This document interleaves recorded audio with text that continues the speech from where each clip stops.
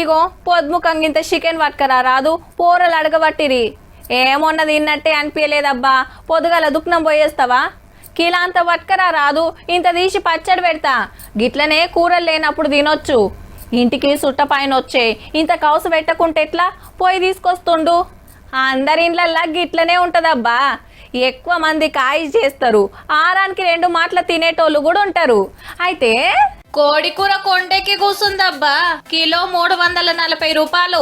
Chicken తినాలని దుఃఖం వచ్చినోళ్ళు rate చూసి అద్రుకుంటాన్రు. అమ్మో గింతనా అని.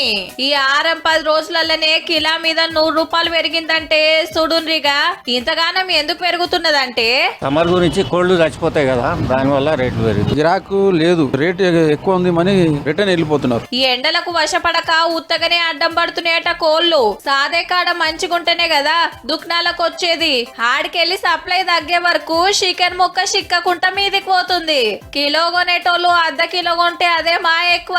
కానీ ఇంట్లో నలుగురుంటే ఏ మూలకు కాదు 2 ముక్కలు వేసుకొని ఇంత ఏసరు పోసుకోవాల్సిందే. ఏహే ఇంకో 100 పెడితే మటనే అర్ధ కిలో వస్తదని అటు దిక్కు పోయేటోళ్ళు కూడా ఉంటారు. ఇలా పెరుగుకుంటూ పోతే సామాన్యులు చికెన్ కొనలేని పరిస్థితి. కేజీన్నర చికెన్ తీసుకొని వెళ్ళేది ఇప్పుడు 200-250 రూపాయలు చికెన్ తీసుకుంటున్నాం. ఈ రువ్వడి చూస్తుంటే మళ్ళా ఆయితారం వరకు 400 దాటేటట్టే ఉన్నది పో.